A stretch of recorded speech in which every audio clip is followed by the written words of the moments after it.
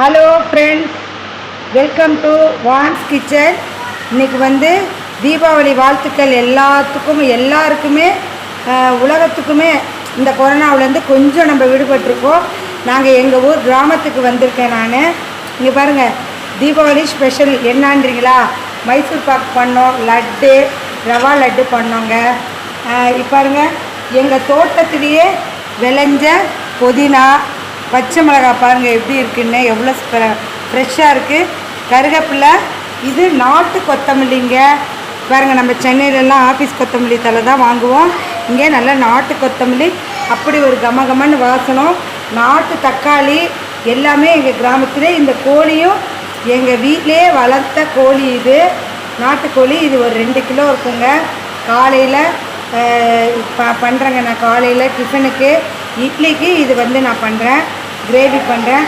அதுக்கு வேண்டியது பாருங்கள், சின்ன வெங்காயம், எங்கள் தோட்டத்திலே விளைஞ்ச சின்ன வெங்காயம், இஞ்சி பூண்டு, இது பட்டை கிராம்பு, ஏலக்காய், சோம்பு போட்டு அரைச்சிருக்கேன்.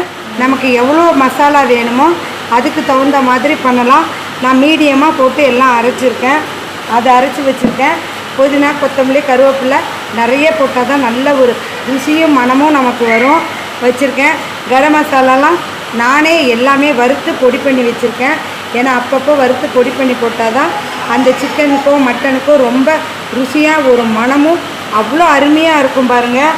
அதேமாதிரி மிளகாய், இதுக்கு வந்து பட்டை கிராம்பு, சோம்பு, ஏலக்காய், கொஞ்சம் தனியா எல்லாம் ஒரு வறுத்துட்டு இது பொடி பண்ணி வச்சுருக்கேங்க. கரம் மசாலா, மிளகும் அதே மாதிரி ஒரு வறுத்துட்டு பொடி பண்ணி வச்சுருக்கேன். எங்கள் வீட்டு பசுமாட்டு தயிருங்க இது, அதுவும் வச்சுருக்கேன். இதோ பாருங்கள், தேவையானது எல்லாம். எங்கள் வீட்டு தக்காளியே தோட்டத்துலேருந்து பிச்சுட்டு வந்தோம். ஒரு 4 தக்காளி போதுங்க இது கிரேவிக்கு. இப்போ பாருங்கள், இங்கே குக்கரை வச்சாச்சு அடுப்பில். இதில் இப்போ நம்ம பட்டை கிராம்பு ஏலக்காவை போடுறோம். அது நல்லா பொரியணும்.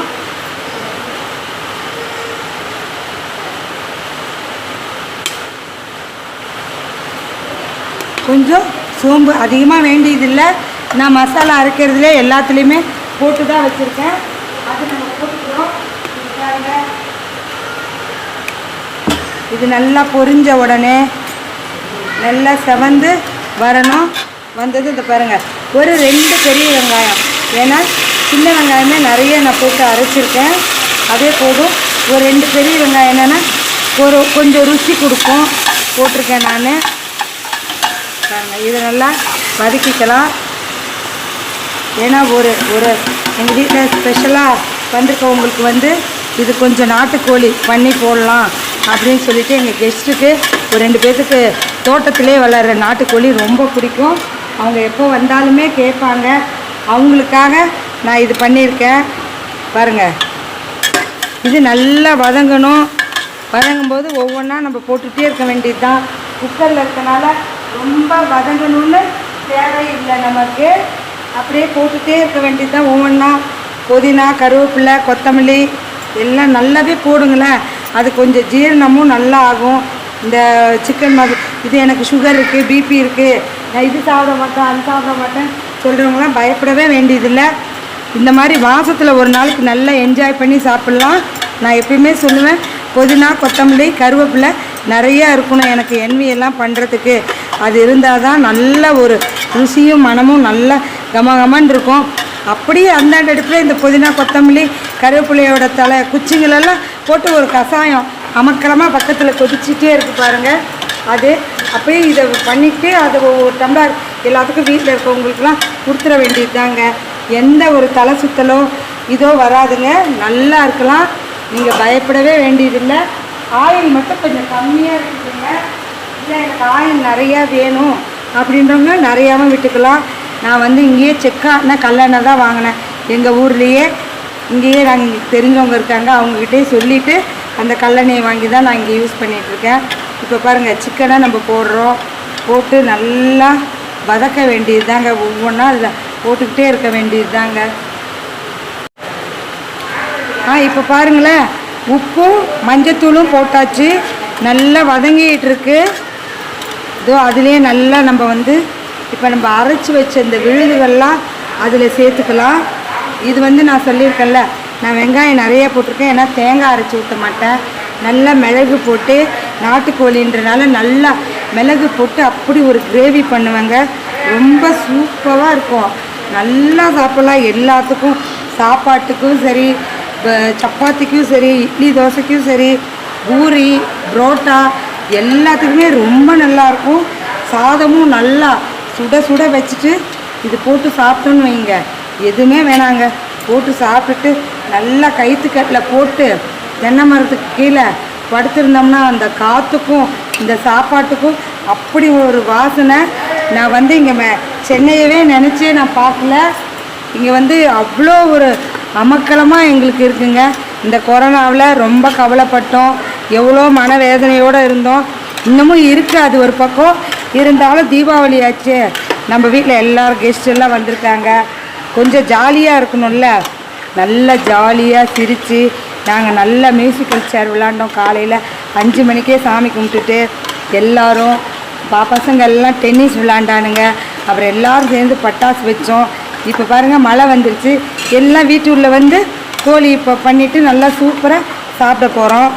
அதே மாதிரி நீங்களும் எல்லோரும் நல்லா இந்த தீபாவளிக்கு சாப்பிட்டு நல்லா என்ஜாய் பண்ணுங்கள். வருஷத்தில் வர இந்த ஒரு நாள் பண்டிகை தானேங்க. இப்போ பாருங்கள் கரம் மசாலா தேவையானது நான் வந்து ஒரு 1.5 டீஸ்பூன் போட்டுட்டேன். இப்போ கொஞ்சம் தயிர் விடுறோம். நமக்கு கொஞ்சம் தயிர் இருந்தால் வந்து சூடு நாட்டுக்கோழி, அது கொஞ்சம் தயிர், அதோட ருசியும் நல்லாயிருக்கும். கொஞ்சம் சாஃப்டாகவும் இருக்கும் கறி. அதுக்கு தான் அந்த நாட்டுக்கோழிக்கு நம்ம வந்து எல்லா சிக்கனுக்குமே தயிர் விட்டால் நல்லா தான் இருக்கும். ஆனால் ஸ்பெஷல் வந்து நாட்டுக்கோழிக்கு தயிர் ஊற்றுறது ரொம்ப நல்லாயிருக்கும். அந்த ஒரு புளிப்போடு இருக்க தயிரை சும்மா ஒரு கரண்டி விட்டாவே போதுங்க. விட்டு இது பாருங்கள் நல்லா எல்லாம் வதங்கிட்டு நல்லா கமன்னு வாசனை வருது. எங்கள் ரிலேஷன்லாம் சீக்கிரம்னு சொல்லிக்கிட்டே இருக்காங்க. பாருங்கள், நம்ம தேவையான அளவு மிளகு போட்டுக்கலாம். நான் கொஞ்சம் நிறையாவே மிளகு பொடி போடுறேன். உங்களுக்கு எவ்வளோ தேவையோ அவ்வளோ போட்டுக்கலாம். ஏன்னா இப்போ இருக்க மிளகுலாம் அவ்வளோவா காரம் இல்லை. ஆனால் நான் ஒரு 2 டீஸ்பூன் இருக்கும் மிளகு போட்டேன். பாருங்கள், எப்பயுமே நான் சொல்லியிருக்கேன் கருவேப்பிலை பொடி அவசியம் நான் போடுவேன். அவசியமாக கருவேப்பிலை பொடி நான் போட்டுட்டேன் இதில். இந்த பாருங்கள், அதே மாதிரி மிளகாத்தூள் தனியாத்தூள் எல்லாம் சேர்த்து தான் நான் அரைச்சி வச்சுருப்பேன். அதையும் நான் சொல்லியிருக்கேன், அதுதான் நான் போடுறேன். இது பாருங்கள், ஒரு 1.5 டீஸ்பூன் போட்டுட்டேன்.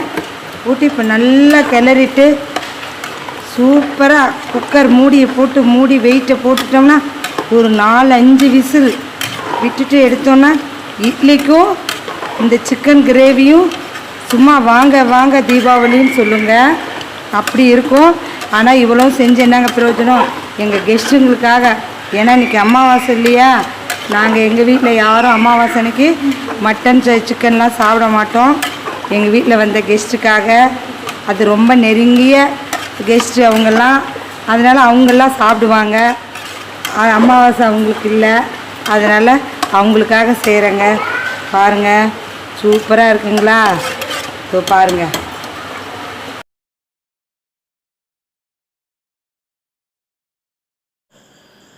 ஹலோ, இப்போ பாருங்களேன், சூப்பராக 5 விசில் விட்டாச்சு. கமன்னு நாட்டுக்கோழி கிரேவி ரெடி, நாட்டுக்கோழி ஃப்ரையும் ரெடி ஆயிடுச்சுங்க. ஒரு தோசை, 3 இட்லி, இதை விட வேறு என்னங்க? தீபாவளி ஓன்னு எங்களோட கெஸ்ட்டுக்கு ஓடி போகுது பாருங்களேன். இதே மாதிரி நீங்களும் கண்டிப்பாக செஞ்சு சாப்பிடுவீங்கன்னு எனக்கு தெரியும். செஞ்சு சாப்பிடுங்க. லைக் பண்ணுங்கள், ஷேர் பண்ணுங்கள், சப்ஸ்கிரைப் பண்ணுங்கள். தேங்க்யூ.